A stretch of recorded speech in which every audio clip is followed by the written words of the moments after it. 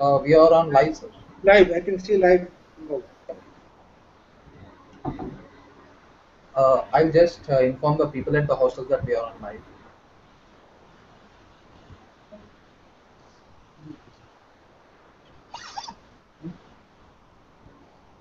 Is the lighting okay?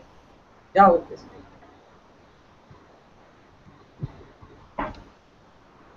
I can see you, sir. Hi.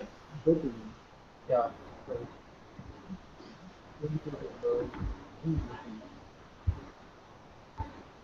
I can see Professor very clearly.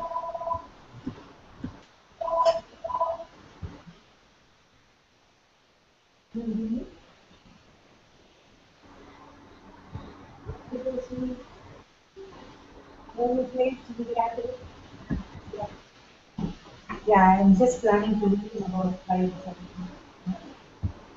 Yeah,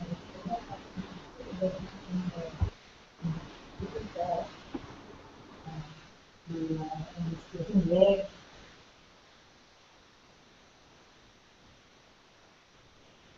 So I'll start it off. Yeah, I'm ready. Yeah, I'm alright. Okay. Uh, Hello, folks. So welcome to the Hangouts on importance of stem cell donation and other things by Dr. Sunil Parekh, and we have Dr. Viti Ramamridam joining us. He is a professor at IIT Bombay, and Dr. Sunil Parekh, he is the head of MDRI India, and he is a hematologist, very well known for his work in the development of MDRI.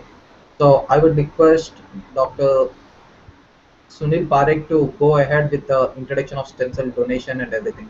So can you give a brief intro of yourself and what the stem cell donation is and stuff? Yeah, thank you. Thank you, folks. I hope you can hear me, and I hope you can. Never mind if you can't see me. If you can hear me, it's okay. I'd like to mention that in the world, there are patients who have serious blood disorders in every country, including India. India, with a population of 1 billion citizens, obviously has a more higher incidence of these diseases than smaller countries. The Western world has always been ahead of us in medicine, and although they had some smaller numbers of patients, they had very far advanced technology and they had a lot of money, of course, but they got ahead of us. They went on to realize that many patients with blood disease could not be cured by conventional treatments, and they found out the Nobel Prize winning discovery that if you can take a healthy person's stem cells from the bone marrow and transplant them after matching to a recipient, the recipient can be cured of an otherwise fatal disease. An example of this is our own professor at Hawaii in the computer science department who was cured of his serious blood cancer by a stem cell transplant from his own brother, sibling, who was a perfectly matched donor. As you know, unfortunately, in India, our families are getting nuclear. The smaller sized families take do bus karo. In the past, many families used to have 10, 12, 15 children. The Marwadi families particularly, they were wealthy, they could afford to have so many children. You and I cannot afford to have so many children. So we have small families. It's very hard to find a matching sibling donor with a small family. Hence the need to find matching alternative donors who are unrelated to the patient. This can be done by creating a database, which you are all more familiar than me, in a computer, getting volunteer donors who are healthy, who are young, can give their demographics, credentials, and give a small sample of blood for testing, in which we do the test known as HLA, human leukocyte antigen. This test is like the blood group you do conventionally for blood transfusion. The blood grouping is done on the red blood cells and identifies a person as being group A, B, or AB or O. And then you donate blood for a conventional transfusion. Dr. Parekh, Uh, the people at the hostel are saying that the voice is a bit unclear. Can you just use some microphone or something? I'll go slowly and go near the mic. Yeah. Okay. Yeah. Is that better? Uh, Can you for, hear me now? yeah, for us it's better. I don't know about the people at hostel anyways. Just ask them. Hey, boys, can you hear us? Can you Uh, hear me? now is it okay? He came a bit closer. I'm using the mic from the laptop. Okay, can you just go in and see? He came a bit closer.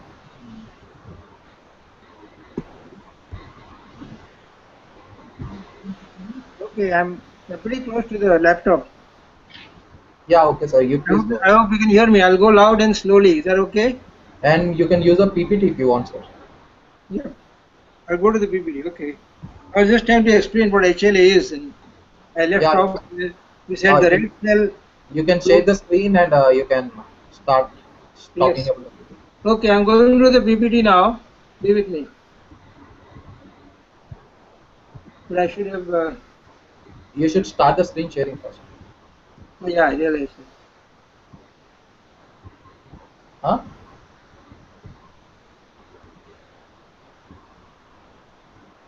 Okay, can you just try adjusting the volume of the speakers and all? I clicked on screen sharing. Okay, entire screen. It's come. Uh, okay, anyways, I will talk to you later, please. No, no, no. I am on the Hangout right. I'm clicking on entire screen. Why is not anything happening? Yeah, we can see you, sir. You're on screen sharing. Okay. Now open the PPT. Yeah, Is the PPT come? Will it come? yeah, we can see the PPT. Can you just click on the slideshow? Right. Now, can you see anything on the screen? Yes, sir. Congratulations, IIT Mumbai, voted best IIT in India. Thank you. Hats off to you. We Yeah, are please. talking today about stem cell transplants. Stem cell is the grandfather cell in our body. When a child is born, in the embryo, there are certain cells called embryonal stem cells. This cell has unique properties. It can both divide and can also self-renew.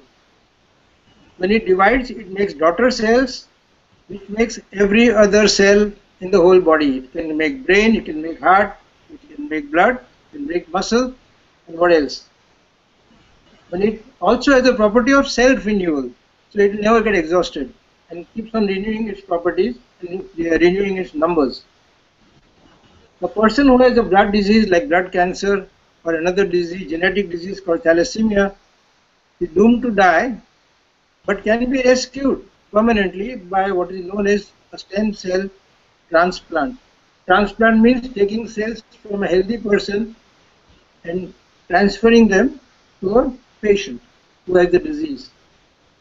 This is not very simple because of the complex nature of our unique identity of each one of us. All of us are different in our genetic background. We have different markers in our blood. They are called human leukocyte antigens. One has to find an identical matching donor to do a transplant. Transplant can be done on a patient using his own bone marrow in certain diseases that does not require any HLA matching. If you have an identical twin, that's the best match you can get because the twin has all the same antigens in the two siblings.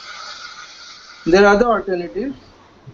We are talking today about donors who are unrelated to the patient and yet found to be a full match. In the future, there will be better research and better way of creating stem cells, maybe growing them in the laboratory from a small number and multiplying them to be enough in quantity. In future, there may be gene therapy to replace a defective gene with a healthy gene. Historically, there was a child called Anthony Nolan in 1971 in the UK who had a fatal blood disease. The only treatment for which would be a stem cell transplant. Unfortunately, in 1971, there was no registry in the world to find a matched donor for him, and the child died. But the mother, Shirley, was very strong and able minded and able to do something beyond losing the child. So she started the world's first bone marrow registry of unrelated volunteer donors. Mind you, I emphasize the word volunteer donors because there is no financial transaction in this kind of donation. There is no racket. Nobody is selling stem cells. Historically, the first unrelated donor transplant was done in 1973 for another child like Anthony. And this young man, as you can see, is now 40 years old, but received his transplant 40 years ago from an unrelated donor. And he is cured. You can see how healthy he looks, enjoying life. In America, there is a National Marrow Donor Program, which is the biggest donor registry in the world with more than 10 million donors.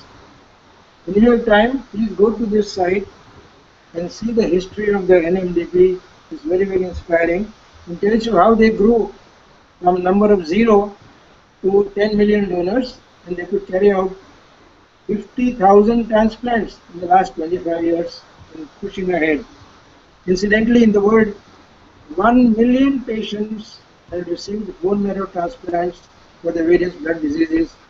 So you can see this science is a well-developed science, only needs to be carried out in our country, which has fallen behind. Unfortunately, for lack of finances, for lack of initiative, for lack of desire to do something difficult. Everybody cannot climb Mount Everest. So we need an Indian donor registry. It shows some kind of incidence of the diseases in our country. Just take, for example, in Mumbai, the Tata Hospital for Cancer has 300 new patients of blood cancer. At least 1/3 of these need a bone marrow transplant because they are not cured by conventional therapy. Genetic disorders, very common in our India, thalassemia. Before you decide to get married, be sure to do a thalassemia test on yourself and your partner. You don't want to give your child a fatal blood disease. So there are many other diseases like thalassemia which are genetically inherited but avoidable. So in all these patients, maybe a small number will have a sibling who is actually matched. Very rarely there may be a twin. But the rest require a matched, unrelated donor. Where is it going to get it from? In the past, the transplant centers in our country never developed a registry. They used to import cells from foreign countries like America at a phenomenal cost. They couldn't afford this. Rich people in our country used to go abroad for treatment, especially if they belong to the government, like the Prime Ministers of India. Two of our Prime Ministers had a blood disease, blood cancer, and both went to America for their treatment at our expense. That's what government ministers do. And you can see the amount of money they spend, which is our money. In India, we can do the same thing at 1/10 the cost. Also, we can save critical time in searching for a mad donor because leukemia patients cannot wait searching for a donor. They will be dead by the time you find one. Our registry was started by this very noble gentleman from London, Professor John Goldman, who despite his best efforts in the UK could not find enough Indians to join in the registry. Then he came to India and said, you start a registry in your own country, maybe you will find more Indians. And that's when he is visiting our lab in Mumbai in the Raheja Hospital in Mayim, and he got us all started with this tremendous initiative. The objectives of our registry is to create awareness among everybody, including the students, particularly young people, because young people are more healthy than people like me after the age of 75. We have to establish a large registry considering our patient load. We can do research into matching, and then we also participate in the international registries. We started work in 2011 in the Raheja Hospital. Actually, we started in my own house in a small garage. We then moved to Raheja Hospital where we could do better. Then we are now enrolled in the international registry. We even carried out our first stem cell harvest from a volunteer from a college in Mumbai and transplanted it to a patient in Louisiana, a cancer patient. In 2014, we have been able to recruit 20,000 voluntary donors, 90% of these are college students or IT engineers. This shows our location in the international registry known as bone marrow donors worldwide, in which there are 24 million voluntary donors. I'm ashamed to say our country had zero donors until now, and at least between us at 20,000 and the Chennai registry, which is about 60,000 ahead of us, we cannot even reach 100,000. The Chennai registry, of course, is different from ours. They don't do any testing in India. They export all the samples to USA. This shows a map of all the countries in the world with the numbers of donors they have recruited, all linked together by a central registry, which is the bone marrow donor worldwide. Here's a miserable number from our country, stands as 20,000 in red. This is how we do donor drives. Our team visits colleges, IT corporations, and various locations where we can find young, healthy people who are also educated and computer savvy. We cannot just take people from the roadside or laborers or illiterate people. That only the ministers use for their votes. We don't want votes, we want healthy donors. And we conduct a counseling session and do a question answer session. And you feel free to ask us any number of questions. We are happy to answer you.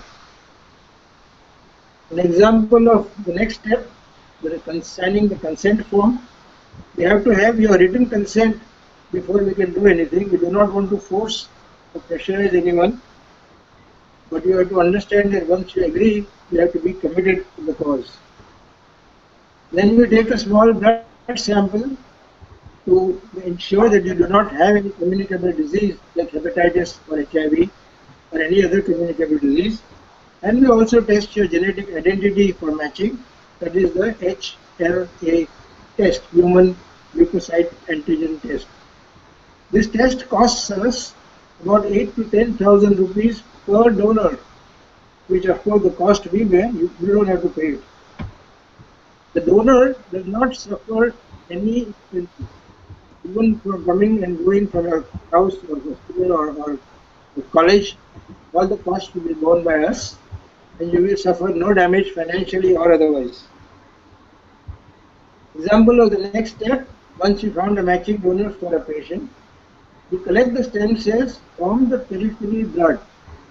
Although the registry's title is a bone marrow registry and everything in the world is titled bone marrow, that technology is advanced now thanks to you computer guys who made it possible for us to have computerized machines which are fully automated and safe. And we can get the stem cells from the peripheral blood, just like a blood donation. What we have to do is to give the donor an injection of a growth factor for every day for about 6 days, and we transfer the stem cells from the bone marrow to the peripheral blood, from which they can be extracted by this procedure, which is a 2-arm procedure. The donor is lying comfortably and you can see he's smiling. Does not have to be hospitalized or given anesthesia. The blood goes out from one arm into the machine, which separates the stem cells because it is programmed to do so. There are lots of safety features in the machine. And the remaining blood is returned to the donor at the same time. So the donor is losing nothing but a very small number of stem cells, which he can regenerate within a short time. Mind you, the donation will not leave the donor crippled in any way. None of his blood parameters will crash or fall down. He will be fit to donate again in a couple of months, if you like to. So we give the donor injections of growth factor for about a week prior to the donation. After the date is decided, we mobilize the stem cells to the blood. The whole procedure takes about 4 hours. So that's the amount of time that you will lose on the day of donation. We take permission, of course, from the college authorities or the institution for the donor to come, and we provide transport and all other facilities. We also provide full medical coverage. That's what happened to our registry. We had 0 numbers prior to 2009. Then we started, and we have now reached 20,000 in this year, and hope to reach a better figure in the future. Most you notice here, the majority of donors are young, ages of 18 to 35. The age of 18 is decided by the international registries for donor safety and also being the legal age. But if you're 15 or 16 and you're a match for somebody and you're healthy, you can even donate. Or if you're 45 and 50, but otherwise healthy and fit, you can still donate. We have unfortunately males more than females, which is unfair because our first donor who matched was a female and she was very willing to give. So I think the females are good. We need to get more of them. That's the linguistic groups of the donors we have. Unfortunately, we are in Mumbai. Majority are Maharashtrians, Gujaratis, or Hindi speaking. What is important we are missing in all the other communities, Punjabis, Hindis, Kannada, South Indians, Urdu speaking, and very small fractions which we have got. We need to have donors in all the other minorities because the patients will come to us from all the groups, not just Gujarati or Marathi. We will expand our donor base. Doctors and transplant units in the world who need a donor send us an email request. It's called search request. You can see that since we had no donors earlier, we got zero search requests because we didn't have any donors to give. As the years went by, we collected donors, and by this year, we have 20,000 donors, and we received 264 search requests from the world. That means 264 patients are waiting worldwide to find a donor in our registry. They are searching all the registries in the world, and the larger registries, of course, will be more successful than us. So if we increase our number, we'll be able to help more people all over the world. Example of the countries from where we got the search, both India and international. That's the international hospitals from where the search requests come. Most of them have come from UK and USA. In India, most of them have come from the Christian Medical College in Ludhiana, the Christian Medical College in Vellore, which are advanced transplant centers. You have to have a good match. What we call a good match is someone who matches 10 by 10, means 10 antigens of the donor are identical to 10 antigens of the patient in a very sophisticated HLA test. How do we improve in India the chances of finding a match donor for Indian patients? Mind you, there is an ethnic identity required. If you are a Punjabi, the best donor is going to be a Punjabi because ethnically you are of a common background. If you are a South Indian, the best donor is going to be a South Indian. So ethnicity matters in HLA identity. When you register as a donor, remember commitment is absolutely important. You should not back out once you are registered because otherwise it's murder.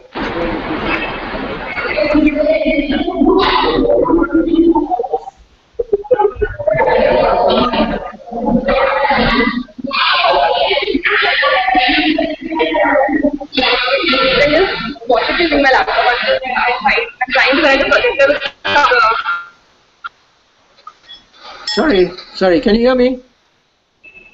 I'll quickly finish here. We have a unfortunate victim of our country, a professor from Stanford and Harvard.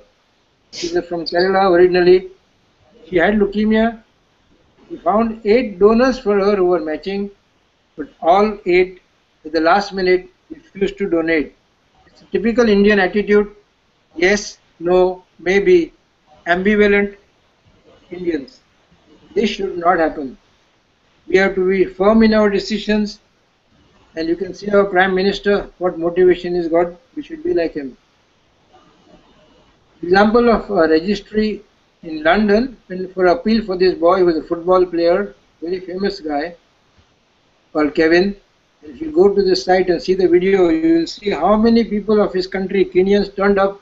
More than 10,000 they came to register for him at one sitting. Example of a patient before transplant, a small child with a disease called thalassemia I mentioned earlier. This is before the transplant, and she was given a bone marrow transplant to cure her disease. There she is now after the transplant. That's her donor, a younger brother. If the young guy who is hardly 2 years of age can donate for his elder sister, why can't you? Thalassemia bone marrow transplant cures more than 90% of patients. There is no other treatment for this disease other than bone marrow transplant. There is no other disease that can be cured with such a high percentage. In India, we have now many transplant centers. Maybe 5 or 10 years ago, there was only no center. There was one center in Mumbai, Tata Hospital. Then Vellore, South India, the Christian Medical College. Now we have multiple centers all over the place. The patient doesn't have to travel long distance. So also the donor won't have to travel anywhere all over India to donate. He can donate at his own geographical location. So he will not be inconvenienced.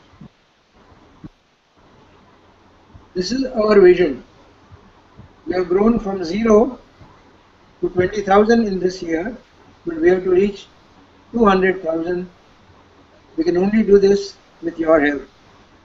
The boys and girls who are young and healthy, are motivated, are educated, are computer savvy. Go on YouTube, see the videos, see how safe the procedure is.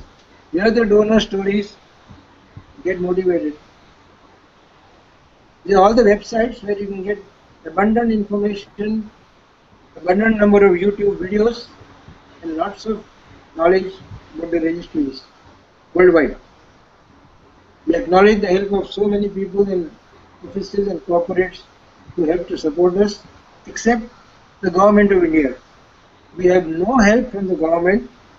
We have lots of trouble from the government who want to question us for a variety of things, offer no help at all. I want to also warn you that like frauds in every branch of life, like crooks in every branch of business, there are crooks in the stem cell business also. We are an NGO, we are charity. We do not charge anything to supply the stem cells to the patient. The only cost recovered is the cost of processing and cost of all the equipment we use. These people are trying to sell stem cells on unauthorized and illegal treatments.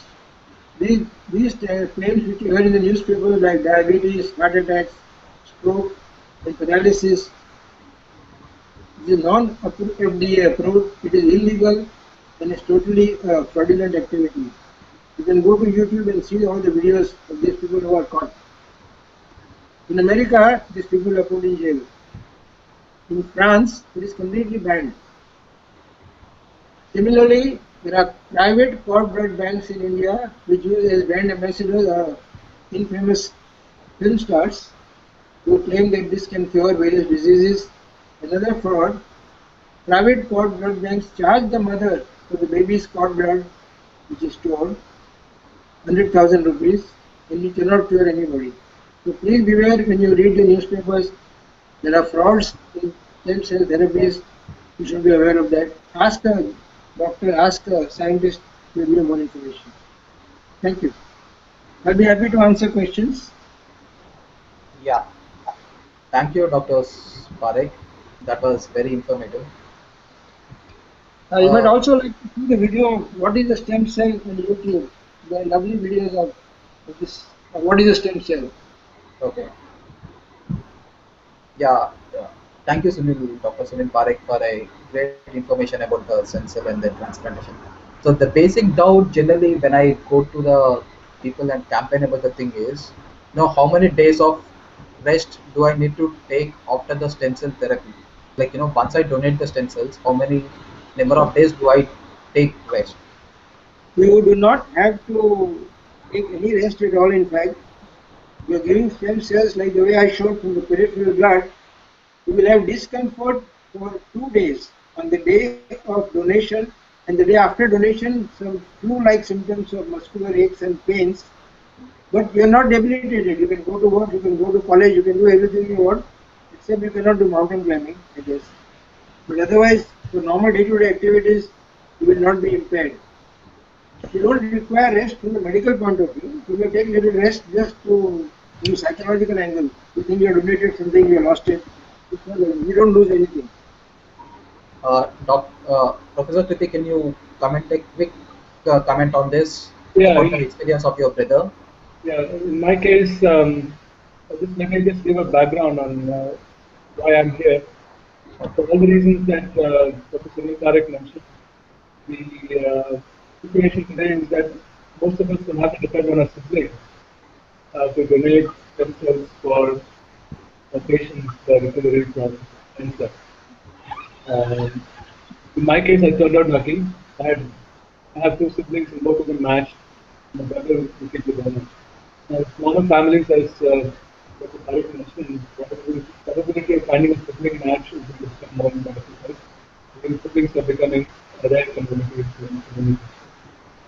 and lifestyle. So, in the specific question that we're talking about, in the context of that, in my brother's case, he had to take 2 to 3 hours off, typically from work. He spent about 10 to 12, 10 a.m. to 12 p.m. till noon. That is to do the actual transplant. And then in the afternoon, after resting for a couple of hours, he drove his car to work. So he was able to do that without any difficulty, without any worries.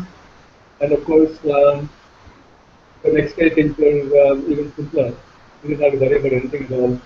And there was no diet restriction, nothing of that sort. So in all under all consideration, the situation is very much like giving platelet donation and nothing more than that. And that was the case with my brother when he gave the stem cells for my brother. Uh, Thank you, Dr. Priti, about the information. I And would there, like to add that it is our responsibility to look after the donor's health. The donor is thoroughly checked prior to donation. We spend something like 40,000 rupees on carrying out a whole battery of tests on the donor. Complete physical, extensive laboratory investigations, X-ray, ECG, everything to make sure the donor is healthy and he won't transmit any disease to the recipient. Also for his own safety. So once you have favored the donor as being healthy and fit and confirmed he does not have any hepatitis or HIV, etc., which he can give the patient, then we take the stem cells. After donating, we continue to follow the donor for at least 1 year to ensure that nothing went to him. And all this entry is monitored by the central registry in America, and all the data of the donor's donation is entered there without his name or address. It's all anonymized. So don't worry, donors is our responsibility to take care of you. uh, thanks for the info. And you were also mentioning that you are very much interested in the young donors, like people from age 18 to 25 or something like that. Can you just give a quick comment of why is that the case? Well, the younger you are, all your body cells are very healthy, can multiply very easily. As you get older, every part of the body ages. The brain shrinks, the kidneys reduce in capacity, the heart becomes weak. So the older you are, you have got less stem cells in the body. So for a donor safety, we avoid taking a donor who is above the age of 50. Not that he cannot donate, but for a donor's safety. Also, the recipient will get a less number of stem cells. To do a transplant, one has to optimize the number of stem cells transferred from donor to recipient. It all depends on the recipient's body weight and size. If the patient is a 100 kilo or 200 kilo weight, obviously he requires more stem cells. If the patient is only 10 kilo, he needs a smaller load. So accordingly, we have to take a younger person. The best donor would be a newborn baby or a 1-year-old child because his body is full of stem cells. And as you grow, the number of stem cells decreases. Okay. Let me add to that quotation one more reason. Yeah. That is that the chances of finding a match uh, for a patient um, or from a donor's point of view, to find the chance of a donor, potential donor, becoming a real donor is very, very small because the match probability for unrelated donors is about 1 in 10,000. Okay. So because of that, somebody who signs up today and stays in the registry longer, obviously the probability of being chosen as a donor sometime during this time period, this life between now and when he or she becomes 50, increases, um, lower his current age will. Yeah. So if somebody starts at 40 becoming a donor, then you have only 10-year period within which he has to find a match. If somebody starts at 20, obviously the period is longer, and so the probability of somebody looking for him at some point before he becomes 50 is higher. So the cost of becoming a donor, which is about 10,000 rupees today, little less, gets amortized over a longer period of time. That's another reason why you want to catch donors younger than those are. Okay. And Dr. Sunil, are you there? Yeah, I'm there. I Yeah. wonder if the lost the value. Thank you. Thank you, Priti, Dr. Priti, for the information. So, like, there is a quick comment that we need more Indian donors on the list than the American donors for the Indian patients to get a quick match. So, why is that? It's like, why Yeah, can't we find a match for Indian and American donors if there are 20 million already over there? we are genetically, ethnically totally different from the Caucasian race. Each of Okay. we are very this HLA typing is absolutely based on your ethnic background. If, as I mentioned earlier, if you are a Punjabi, the best chance of a match for you would be another Punjabi from your own village. First your siblings, then your relatives, and then other people because you have an ancestry. Like our genetic characters, it comes down vertically from your father, grandfather, great grandfather. The genes, HLA types of Indians are completely different from HLA types of the Americans. The only country in the world where some HLA sharing is noticed or observed by research is the Germans. There must be something in the world history originally where India and Germany got mixed up. So German donors or German citizens are often a good match for Indians and vice versa. So Germany is very keen that we get on board and increase our registry size. They can help us and we can help them. In fact, in India, what we do is if we don't find a donor in our country, we first try Germany. And quite often we are lucky to find a donor in Germany. They are also very kind to us. They charge us less than the Americans. Uh, okay. There is And one more related item here. Sometimes when we give the form to people that become the registered donors, they uh, get perturbed when they look at the requirement there asking for the caste and subcaste. I don't know how many of the people listening in or watching this have filled the form so far, but there is an item there asking for your caste and subcaste. The reason for that is very simple. Getting a matching donor within your caste, and even better within your subcaste, is much higher than outside these borders. So it's not for any other reason, but just simply to find out very quickly, do a search within your immediate neighborhood, in some sense, caste neighborhood, before they do a global search for a donor. Dr. Parik, you want to add anything? Yeah, absolutely, absolutely correct. That's why, in fact, the Chennai registry has more donors than us because they do their drives only among the ethnically common people. They don't do it at random like we are doing. We are making a random registry. We are welcoming all volunteers. We are not accepting directed donors because directed donors want only to donate to their own relatives. They won't give to anybody else.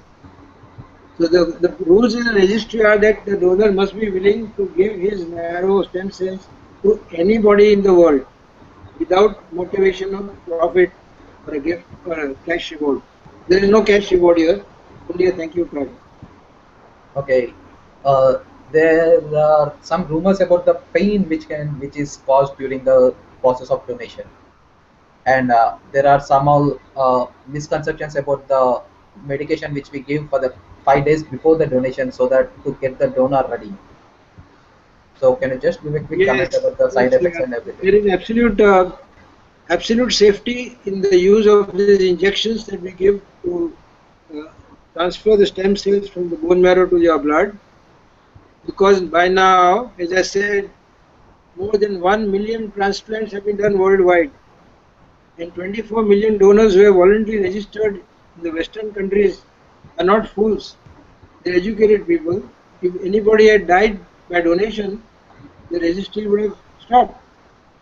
And they are very strictly monitored. Everything that we do is monitored, is reported to the world registries. So there is no risk of the growth factor. Secondly, the side effects are all transient. If you can go on Google and YouTube and see all the donor stories, they'll tell you. The young college guys are so happy to donate, they get so much happiness in their heart from being a donor. And this minor trivia of a flu like backache or joint pains and muscle aches for 2 days, we all get sick once in a way from flu, don't we? If you're in Bombay, you always get viral fever every year. It's just like that. There's no fever, it's just a little muscular pain. We give a painkiller for those 2 days. Let me also It's add. very transient, very, very transient value. And all donors don't get it. This donor from Bombay who gave her stem cells last month, she went back to college the right the next day.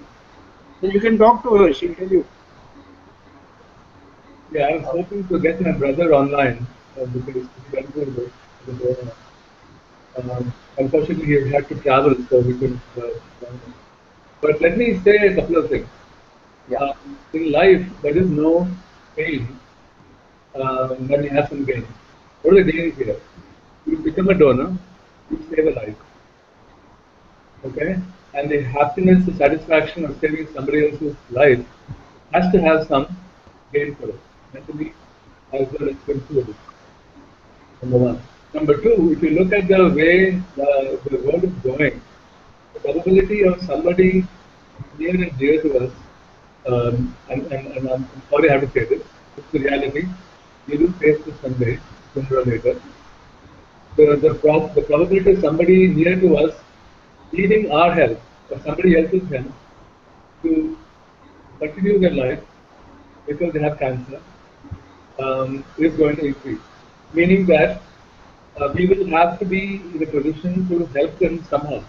Now, I mentioned earlier that being a related donor is going to become much more difficult, less probable than it is today. So we have to depend on non-related or unrelated donors. Okay? So what does it mean? The larger the registry you have, larger the probability that whoever is looking for a donor will find some potential match. And today the registry is only 20,000 strong. And we have to make it multiple magnitude, orders of magnitude larger to come to a stage where the US registry is there. Without that, we ourselves, our relatives will have no match when the time comes for them to find a donor. This is the reality. So, both from a point of view of getting the satisfaction of helping somebody immediately, or creating an environment in which our near and dear ones will find a match at some point if they need it, and these probabilities are only going to increase. Will get that much better if we contribute towards the increasing in population of the district. So I think from all points of view, some pain will be there. I mean, you're going to have a prick. As a donor, you have to prepare yourself. You're going to have the equivalent of an injection for 3 4 days. And on the day of the transplant of the donation of stem cells, you're going to have some discomfort. But come on, I mean, what is the gain from this? The gain is that the registry is going to increase in very large numbers. And when we or somebody else goes to us needs it, that registry is going to be there to help us. That gain has to be taken into account in the whole process of thinking about, oh, will I get a prick and will it hurt me? So I think let's have some perspective on this. I think as young people, we should not shy away from doing good things because there is some small amount of pain in this case as part of the process. I thought I should emphasize this because this question keeps coming, and we do things all the time which, without giving any gain, causes pain. In this case, the gain is so large, potentially and in reality, that we have to take that into account. Thanks.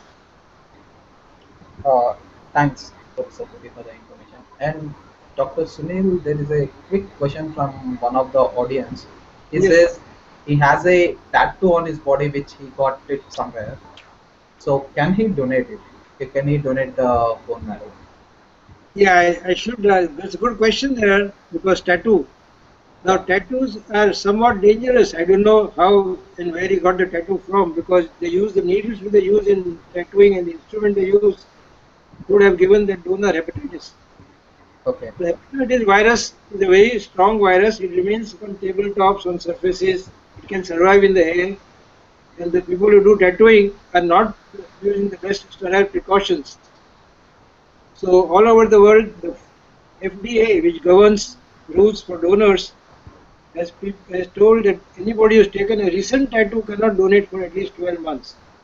And then we observe them, we do tests on him for at least 12 months to make sure he's not got a virus disease from the tattoo procedure. It's not the ink, but it is the procedure and the needles or whatever they use for tattooing. I haven't had one, so I don't have the experience. But it is there in our books, and every country in the world has banned tattooing donors for at least 12 months. Later on, it will be. Okay. So like once a person has a tattoo, he can donate freely after 12 months. After 12 months, and then we check him out, make sure he doesn't have any virus. In any case, we check him out, but here we have to do it more than once.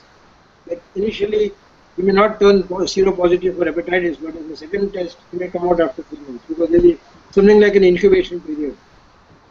But by 12 months, any virus will become evident. Okay. Thank you, Professor. Uh, sorry, Dr. Sunil, for that info.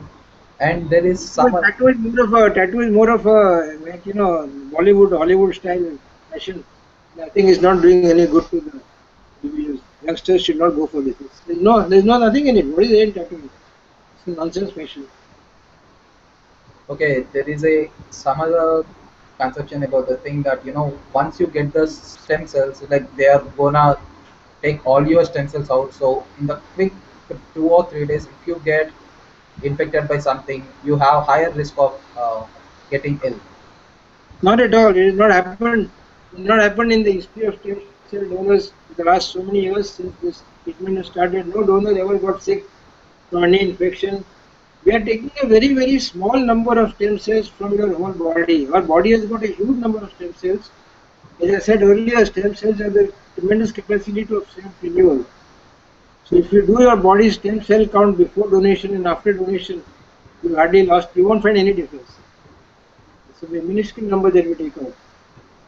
But that small number that you give multiplies in the recipient and then repopulates in bone marrow. Those stem cells can multiply. And one more question, Dr. Sunil. So, it's like you mentioned that there is a high chance of finding a matching donor in the ethnic group, right? Yes. Will that apply to the gender too? It's like if a female can get a match in the female or male in the male, is No, that no. true for the There is gender nothing too? like no. There is no sex. There is no sex issue in this. Okay. Female, male, fine. It's okay. Because the only difference between the male and the female is the one X chromosome, X and Y. There is no connection to HLA typing. HLA typing is on another chromosome. Okay. And there is one person from the audience named Mr. Sale Matthew, and he wants to know the name of the booster medication given to enhance the production of stem cells, so that he can Google about the things and the side effects of it. Yeah, the drug that we use to mobilize the stem cells is known as a growth factor. It is called granulocyte stimulating factor. It stimulates the parent stem cells in the bone marrow to multiply and make more daughter cells. And these daughter cells come out in the blood. So it takes about 5 days or 6 days to get the best yield. And then there are patients that we treat with cancer to whom we give the same growth factor after chemotherapy, and we give them for as many days as a month or even longer, and it's totally safe. So here we are only giving for 5 days or 6 days. So giving growth factor even for a longer period of multiple times is no risk for a donor. Uh, can you just repeat the name once again so that he will be sure about it? Yeah, you're worried about the loss of stem cells after you donate and the chance of getting immune deficiency or shortage of stem cells if you contract incidentally any other infection. like flu or like dengue or chickenpox or chikungunya or hepatitis is a common things in India. What is common in India? Malaria, typhoid, right? Malaria, typhoid, dengue, chikungunya, hepatitis, common condition that affects all of us in India, unique to India. Well, if you donate stem cells, nothing will happen to you. You have enough residual stem cells in your bone marrow to fight this infection. Your white blood cell count, which fights the bacteria or viruses, is not getting lower. In fact, it is high. The white blood cell, we count it actually. We do daily WBC counts. The WBC count prior to the injection is normal, like 5,000. After giving the injection, the WBC count is 50,000, even 75,000. And then you harvest them, take out the stem cells.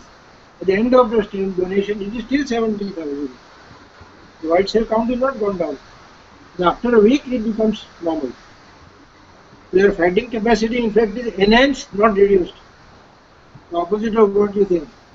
Yeah. Can you just name the drug once again so that he can get a quick search about it? It's like the name when you said it wasn't that clear. The name of the drug, the growth It's, factor drug. yeah, it's called G for God, C for Calcutta, S for sugar, F for father.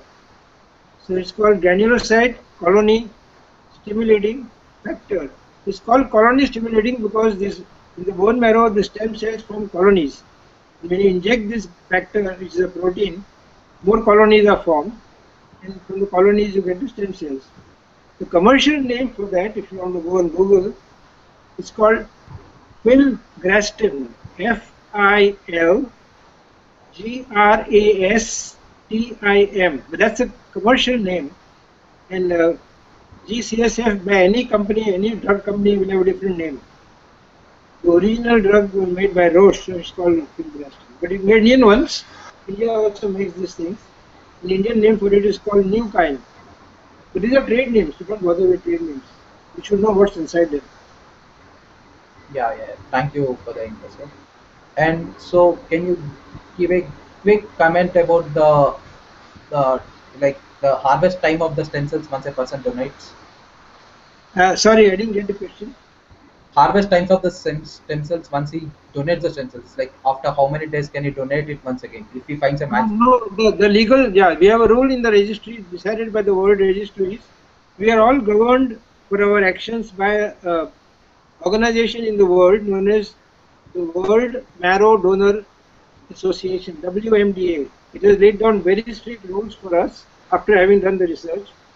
There are lots of scientists in that organization who do the research, and they have advised that nobody should donate without a in-between period of at least 4 months.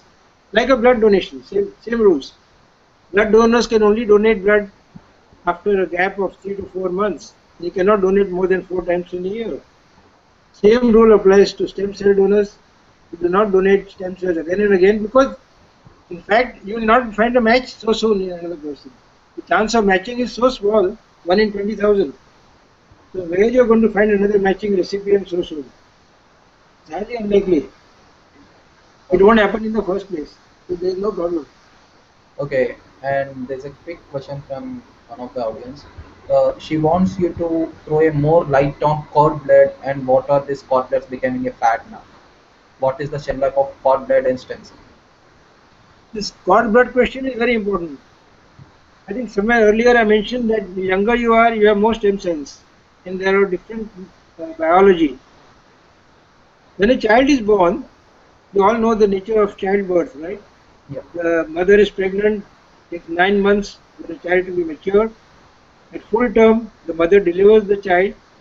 First, out of the body of the mother comes the child, head first, sometimes the other way around. After the child is born, there is afterbirth. The child is connected to the mother by the umbilical cord. The umbilical cord at one end is on the child, the other end is in the mother's uterus with an organ called placenta. Placenta is the organ which connects the baby to the mother and which is the source of nutrition for the baby for 9 months. After the child is born, in the earlier days, this placenta and the umbilical cord which was cut is thrown away. Then scientists found that this umbilical cord and the placenta was rich in stem cells.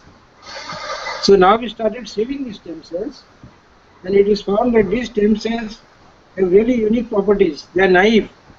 They are not exposed to the air like adults are. They don't have hepatitis or HIV unless the mother has got it. And it is very good to use in transplant, except that it is very small in quantity. The number of stem cells in a cord, obviously, the whole volume is only maybe 30 ml, 20 ml, as opposed to adult donor, we collect 300 ml. So obviously, the number of stem cells is too small. These cords are stored. They have to be HLA type. They have to be tested for various infectious diseases and genetic diseases which may have, and we have to test, of course, the parents, both father and mother, before we can call it a safe cord. It is kept frozen, unlike adult stem cells, which are not frozen, they are only transfused straight away. Cord blood is kept frozen in cord blood banks. There are two types of cord blood banks.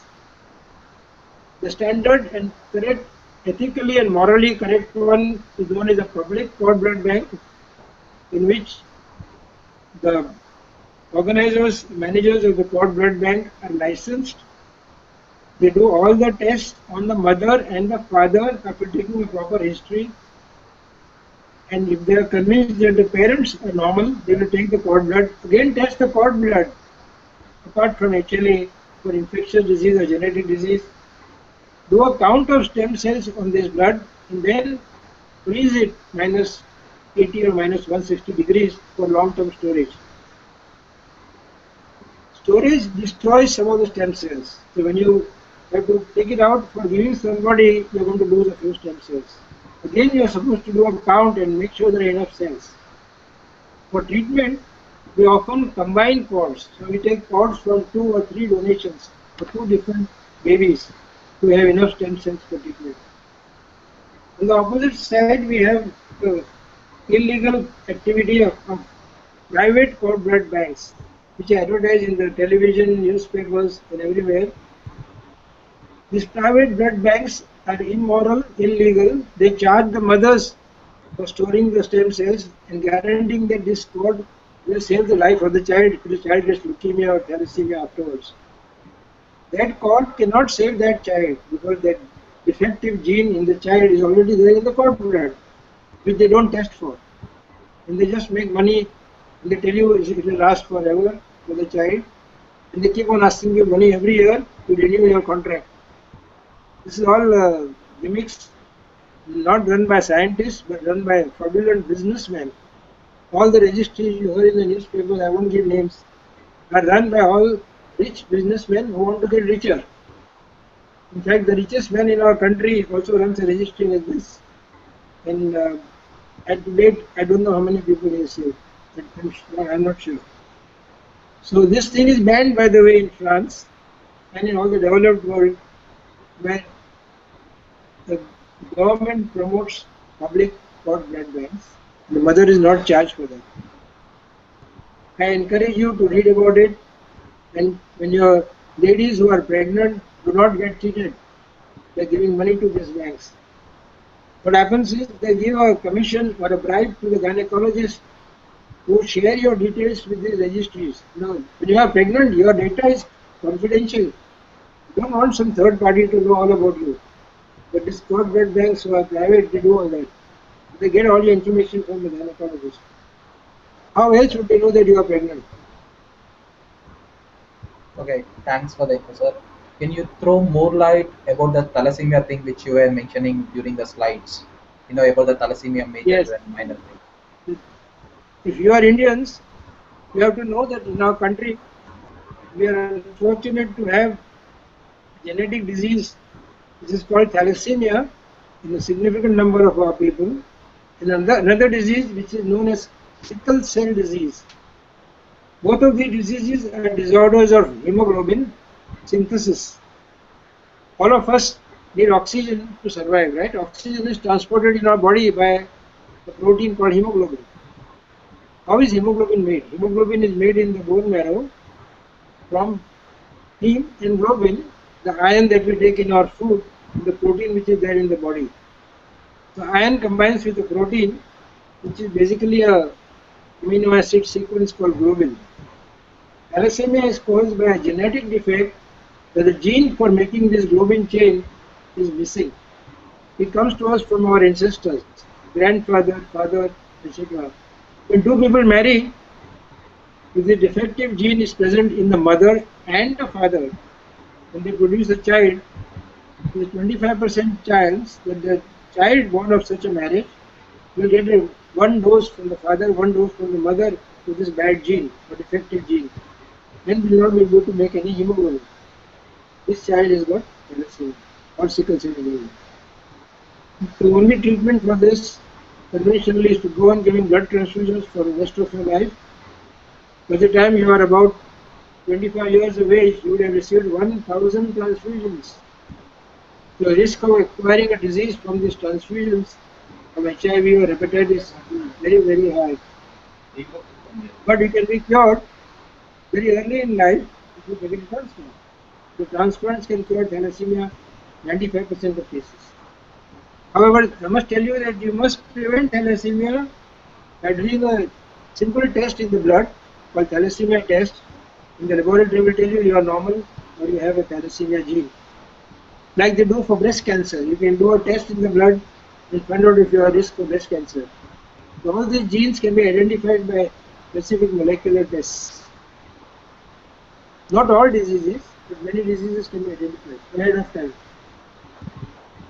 Okay, thanks for the info, sir. And can you give a quick comment or motivating statement for the people listening or viewing this thing to come and join the drive at IIT Bombay?